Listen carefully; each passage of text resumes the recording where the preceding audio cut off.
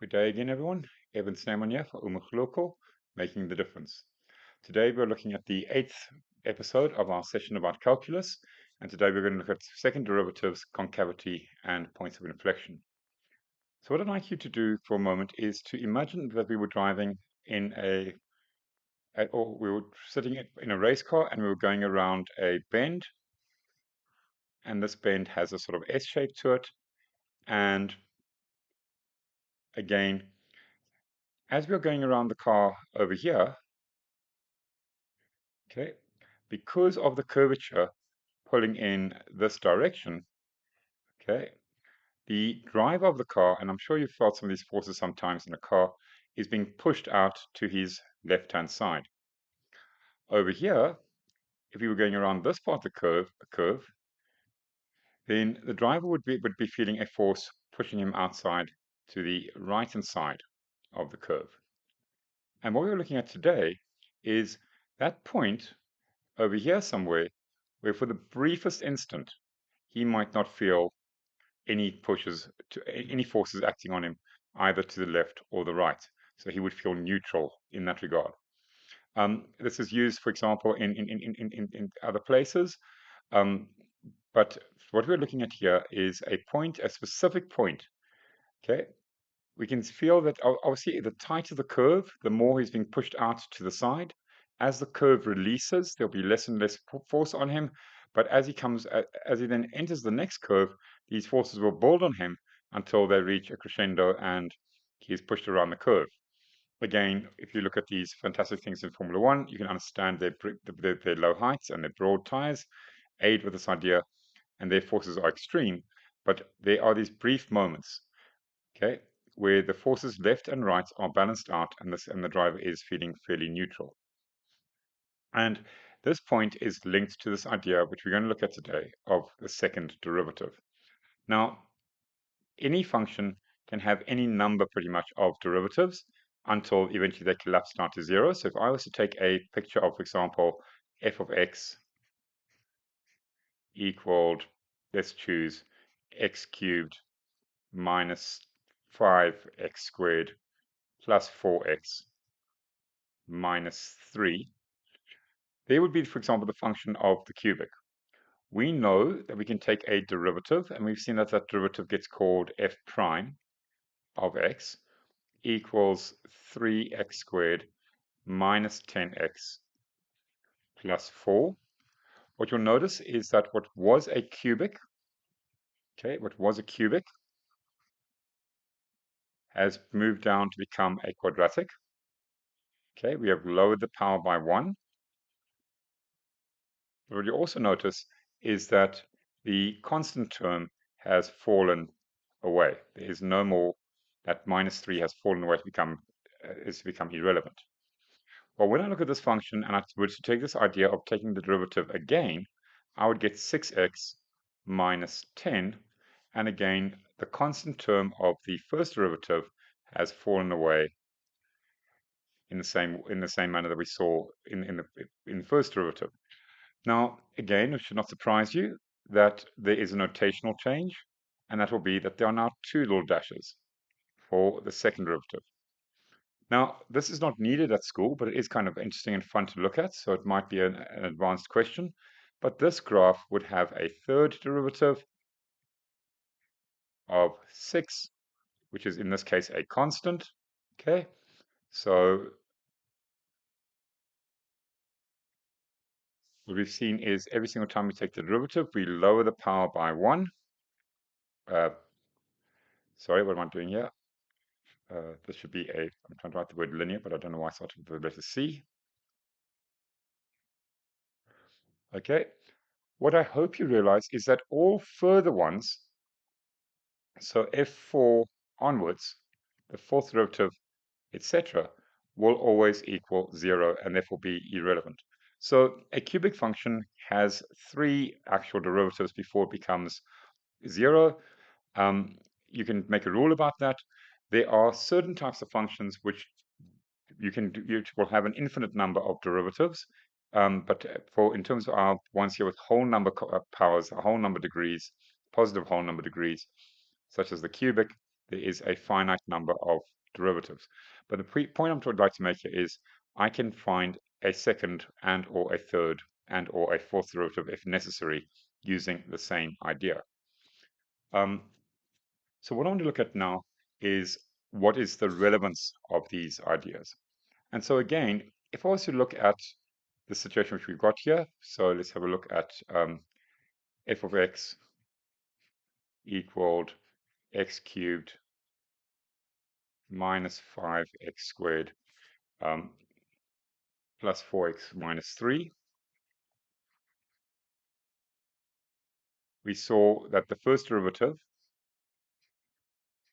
would be 3x squared minus 10x plus 4. And we saw that that had some relevance, and we'll talk about this now. And the second derivative is all I need to know for right now, would be 6x minus 10. Now, we know that this function f of x is the same as y equals.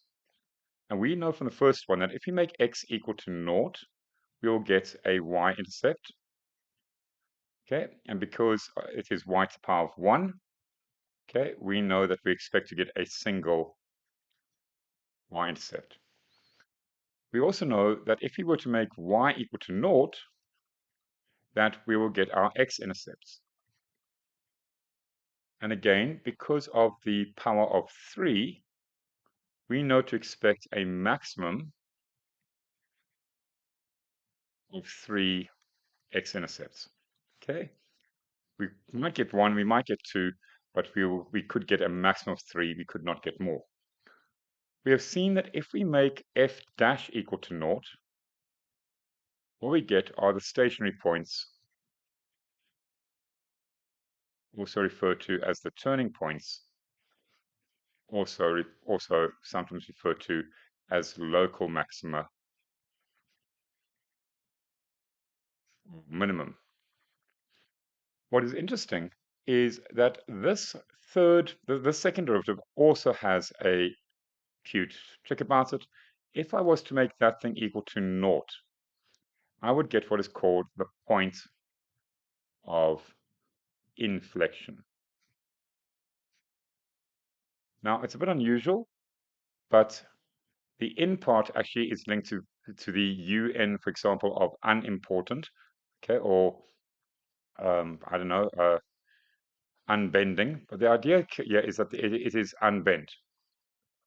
Okay, there is no bend to it, so it is straight for the brief moment. So as we said, this is the thing that we are looking for. So the first derivative will give us our stationary points, and the second derivative will give us our point of inflection. Okay. The other thing which is important here is if we look at this function as we had it just now, and it was curving and then uncurving, and we looked at the relevance of, for example, this point of inflection. If we had our point of inflection over here, so there is our point of inflection, to the left-hand side of this graph, you might say that it is concave down. Okay. Now, again, we're going to be a bit careful with our language. We are saying that this is concave down. Okay. In other words, it is curving in such a way that it is forming a local maximum. Okay. It is concave down. To the right-hand side of this point of inflection, okay. Now, those of you who know who play with language more often than I do will know that the opposite word of concave is convex. But to prevent this confusion between whether something is concave down or convex up, we will only ever use the words concave. And so we are going to say that to the right of this thing, we are looking at something that is concave up. Okay?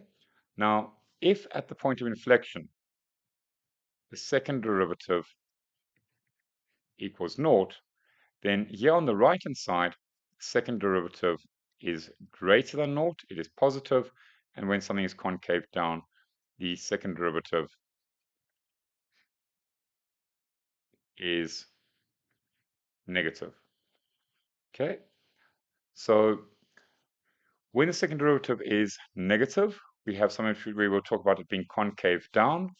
When it is 0, we have the point of inflection, and when it is concave up, it will be it will have a second derivative that is greater than 0, or in other words, positive. So second derivatives are useful ideas because they lead to this idea of the point of inflection, but they also tell us about the idea of concavity. Now, I did go looking for a couple of exam questions. We're told that h of x is ax cubed plus bx squared. We're told that it has a turning point at the origin, so there are some of the x-intercepts and the y-intercept, and it has another turning point, another x-intercept at a, and it has a local maximum, a stationary point or turning point at b 432. We are asked initially to show that a is -1 and b is 6. So again, we are sitting with the idea of simultaneous equations. So I need to find two equations, and I'm going to find them from here with a and b. So h of naught equals a times naught cubed plus b times naught squared equal, so what we have is therefore no a's plus no b's equals naught, which should not surprise us. So we're having a problem here with this because that formula is now going to be largely certain, and we know that this value equals naught. So surprise, surprise, naught equals naught. So that is a problem. What we do know from this equation is that h of 4, which is 32, equals a times 64 plus b times 16. And so there is one equation, but we need to go find a second equation. And so let's have a look at this in terms of our second equation. Our second equation would be that h prime of x, in this case, would be equal to 3ax squared plus 2bx. And we know that because of it being the turning point, we know that h prime of 4, which equals 3 times 16, so 48a plus 8b, because it is a turning point, we know it will equal naught because it is a turning point, a stationary point. So this is because it is a stationary point.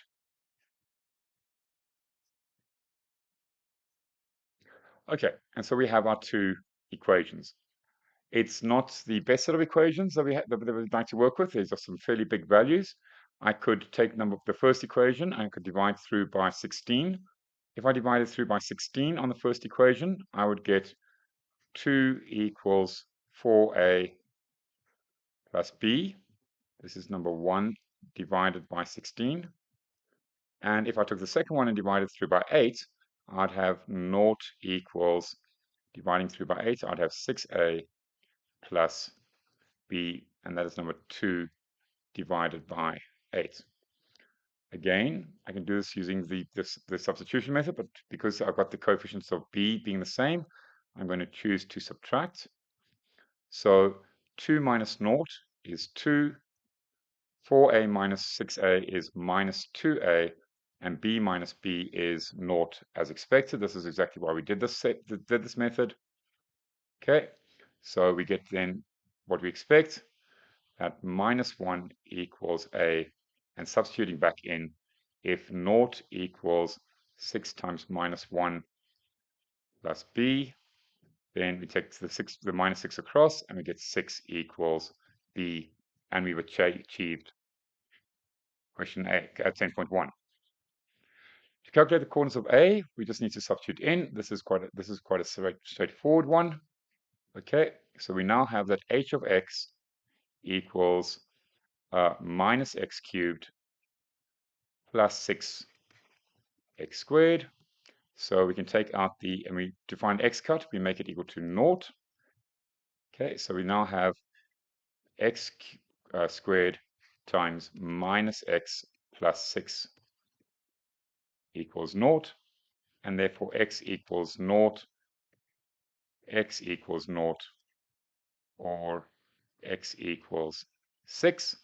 And again, the fact that there are two of them should not surprise you, because the double root tells me that it is a tangent, or in other words, that it is touching the x-axis.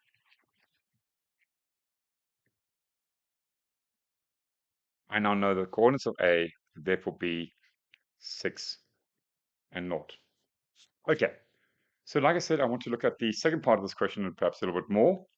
We now know that the coordinates of A are 6 and 0, and we know that the equation here is actually going to be h of x equals minus x cubed plus 6x squared.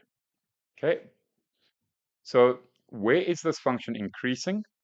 Well, this one we can actually do by inspection. Perhaps the mark allocation would have been able to show it to us. But we can see, hopefully, that over here on the left-hand side of the graph is decreasing as it approaches the turning point.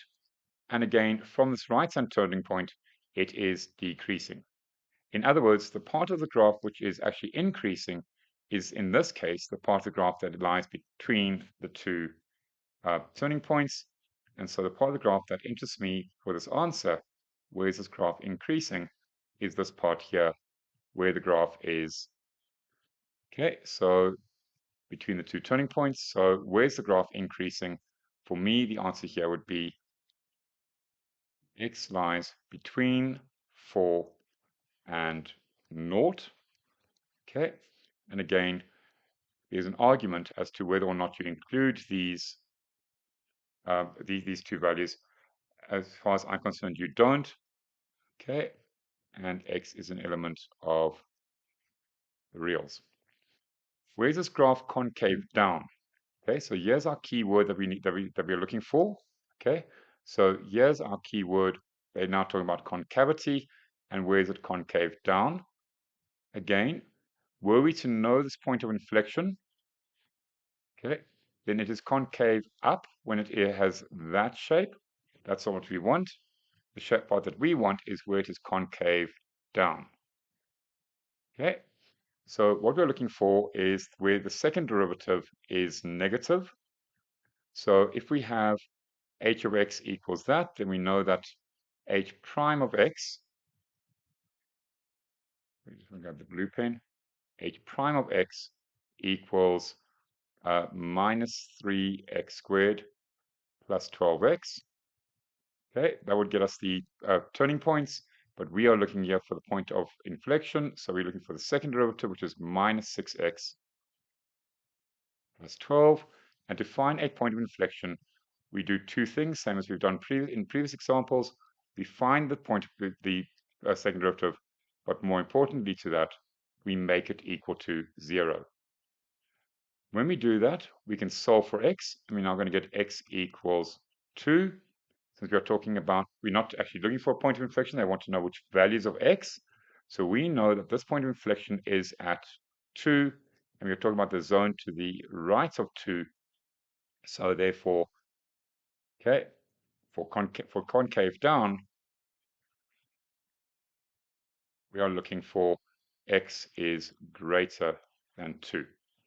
Okay, again, strict with ourselves, x is an element of real numbers. Okay, for which values of k will this function, so they're shifting this graph, again, let's have a read for it, minus x minus 1 cubed plus 6x minus 1 minus k have one negative and two distinct positive roots. So the first thing we need to know is this thing here, the minus 1, is shifting the graph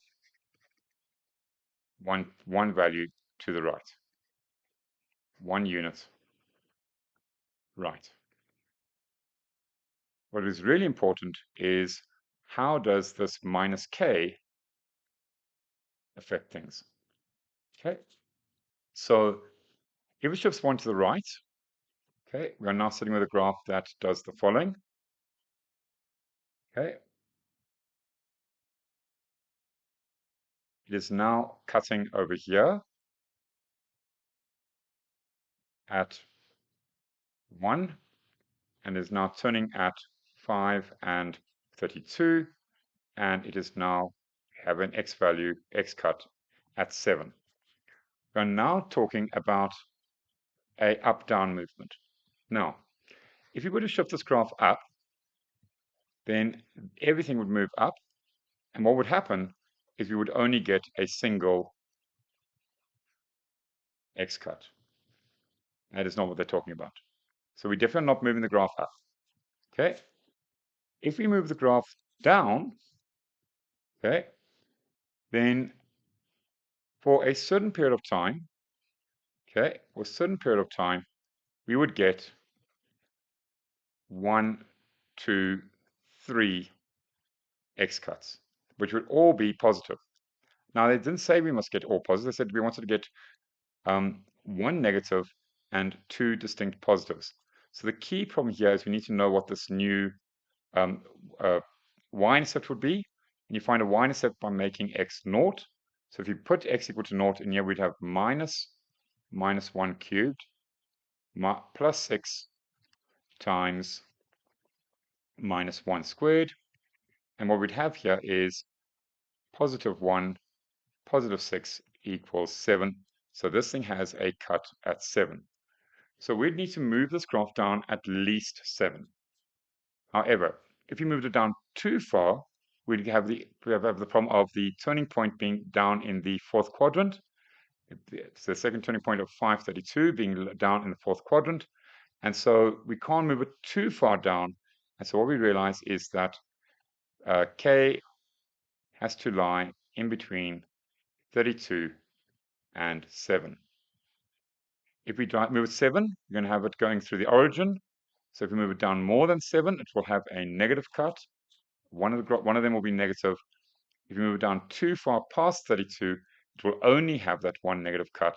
So we have to move it down something in that interval. Okay. Thank you very much for your time. That was a great lesson. Thank you very much.